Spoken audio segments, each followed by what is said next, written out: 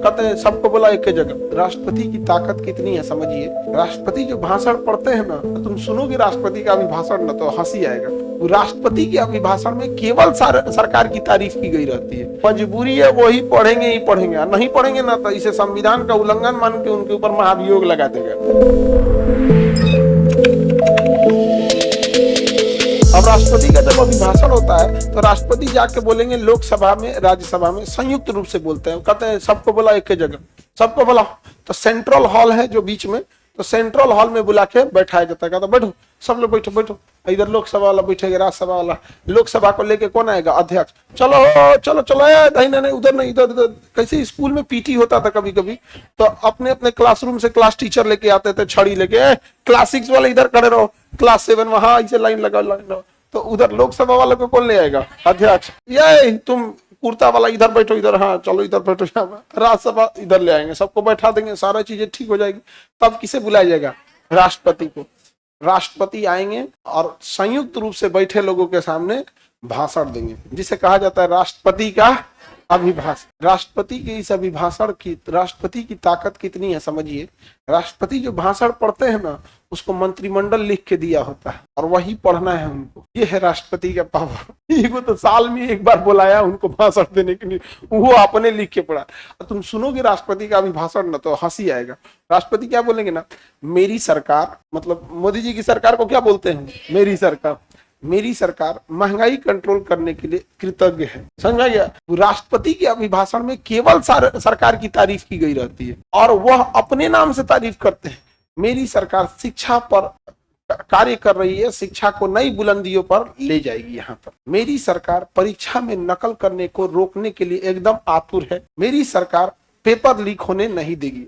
मेरी सरकार दिन दूनी रात चौगुनी वैकेंसी निकालती जाएगी। मेरी सरकार विद्यार्थियों की फीस में कटौती करके टैक्स कम कर देगी। मेरी सरकार, ऐसे करते करते खूब भाषण देंगे। रीजन क्यों? मेरी सरकार क्यों बोल रहे हैं? मंत्रिमंडल को ही सरकार कहा जाता है और मंत्रिमंडल ने इनका भाषण लिख के दिए हैं। यही तो है राष्ट्रपति का अभिभाषण। अब जब राष्ट्रपति चले जाएंगे ना, तो सरकार के लोग खड़े होंगे, धन्यवाद प्रस्ताव देंगे। धन्यवाद, वो चले गए, भाषण देके चले गए। अब वो खड़े होके ना, वहां कोई नहीं है। अब वहां कौन आ जाएगा? अध्यक्ष। लोकसभा अपने यहाँ चल जाएगा, राज्यसभा अपने यहाँ चल जाए।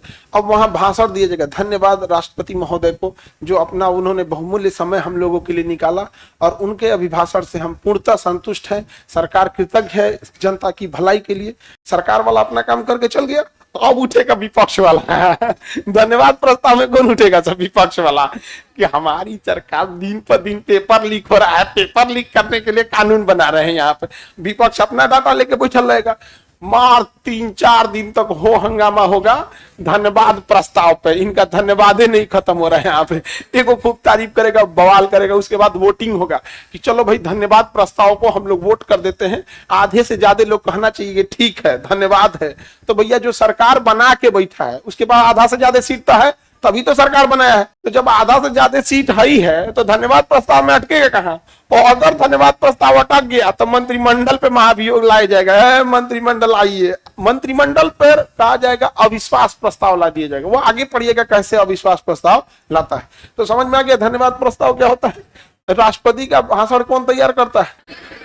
मंत्रिमंडल। और ऐसा नहीं है कि वो बोल देते हैं कि मेरे लिए भाषण लिख देना। मजबूरी है वही पढ़ेंगे ही पढ़ेंगे, नहीं पढ़ेंगे ना तो इसे संविधान का उल्लंघन मान के उनके ऊपर महाभियोग लगा देगा। हमारी सरकार करते रह जाएंगे। नहीं समझ गया? तो ऐसा तो बात बोला जाता है यहाँ पे। इसे क्या कहा जाता है? राष्ट्रपति का अभिभाषण। अच्छा, एक होता राष्ट्रपति का अभिभाषण साल में बस एक बार होगा। राष्ट्रपति का अभिभाषण साल में एक बार, और वो पहला भाषण होगा, साल का पहला। तो इतना तो समझ में आ गया, यदि साल में पहला भाषण उन्हीं का होगा तो वह बजट सत्र का पहला दिन होगा।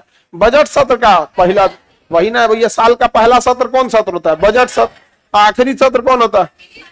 अब जब हम ये कह रहे हैं कि साल का पहला ही भाषण राष्ट्रपति देंगे, हर साल बस एक बार भाषण देंगे जिसे राष्ट्रपति का अभिभाषण कहा जाएगा, तो बताइए वो कौन से सत्र में देंगे? कौन से सत्र में? बजट सत्र में देंगे। और बजट सत्र का पहला दिन कि आखिरी दिन? पहला दिन। शुरुआतें होता उन्हीं के भाषण से, आते हैं भाषण देके चल जाते हैं, और उधर धन्यवाद राष्ट्रपति महोदय, उधर लगता है बुराई करने। यानी शुरुआत ही बवाल से हो जाती है। हर साल राष्ट्रपति आएंगे और स्टार्टिंग के दिन में अपना भाषण देके चल जाएंगे। एगो धन्यवाद देगा, एगो सरापेगा। ये हो गया राष्ट्रपति का अभिभाषण। किसी को दिक्कत राष्ट्रपति के अभिभाषण में? कौन लिखता है राष्ट्रपति का अभिभाषण? हाँ, मंत्री, एनी प्रॉब्लम? अब हम लोग देखते हैं राष्ट्रपति का विशेष अभिभाषण। अब ये क्या होता है भैया विशेष अभिभाषण? देखो, हर साल जो राष्ट्रपति भाषण देने आते हैं उन्हीं लोगों को देते हैं जो पिछली बार भाषण सुन रहे थे। हाँ, अगली बार फिर उन्हें देंगे। लेकिन जिस साल चुनाव हुआ रहता है, जैसे 2014 में चुनाव हुआ था, 2019 में हुआ था, 2024 में हुआ है, फिर 2029 में चुनाव होगा। समझ में आ रहा है कि नहीं होगा? 2029 में चुनाव होगा। अब जिस साल चुनाव होता है ना, उस साल जो भाषण दिया जाता है उस भाषण को अभिभाषण न कहकर उसके अगवा बस एक शब्द जोड़ दीजिए, विशेष अभिभाषण। क्या कहा जाता है? विशेष। अब विशेष अभिभाषण के लिए कोई जरूरी नहीं है कि बजट सत्र में ही देंगे। जिस महीने चुनाव रिजल्ट आया, जैसे इस बार जून में आया था रिजल्ट, कब आया था? जून। विशेष अभिभाषण कब हुआ था? जून जुलाई में हुआ। जून में तो इन लोग के मानसून सत्र में हुआ, जुलाई में। रीजन क्या? जून में तो शपथ लेने में सब बिजी हो गए। शपथ लेने के टाइम पे खूब हो हंगामा हुआ, कोई जाके कुछ बोल रहा है, कोई कुछ बोल रहा है शपथ लेने के टाइम। समझ आ रहा है कि नहीं आ गया? अब गौर से देखिएगा, राष्ट्र के ऊपर हमारा स्वार्थ हावी हो गया है।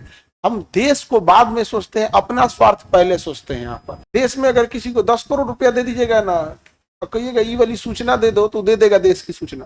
किसी भी विभाग के किसी सरकारी कर्मचारी या प्राइवेट कर्मचारी, आप 2-4 करोड़ में किसी को खरीद सकते हैं यहाँ पे। यानी देश से ऊपर क्या है? राष्ट्र है। राष्ट्र से ऊपर यहाँ देखेंगे राजनीति है, और राजनीति से ऊपर धर्म है। चौथा नंबर पे भारत में देश को रखता है। सबसे सर्वोपरि भारत में धर्म है, सर्वोपरि। उसके बाद राजनीति। जिसको वोट डाल के आया है ना, उसको ये नहीं समझ में नेता चुना है कि बाप चुन के आया है। मतलब आप भारत में किसी के बाप के बारे में बोलिएगा, वो 4 को सुन लेगा, हाँ ऐसा हो सकता है। लेकिन जिसको वोट डाल के आया उसके बारे में बोलिए, सुनबे नहीं करेगा। अच्छा, तुम्हारे शासनकाल में ऐसा हुआ था? हाँ, जब हमारी सरकार हुआ करती थी, दिन 30 घंटे का होता था, पृथ्वी चपटी थी। तुम्हारी सरकार आई, दिन 24 घंटा का हो गया। हमारे सरकार में सूरज दक्षिण से निकलता था, तुम पता नहीं कहां से सरकार आया। ऐसा नहीं तो भाषण देता है सब। नहीं समझ आ गया? आगे बढ़े तो जिस साल चुनाव रहेगा उस साल के भाषण को, जिस साल चुनाव रहेगा उस साल, नॉर्मल रहेगा तो अभिभाषण।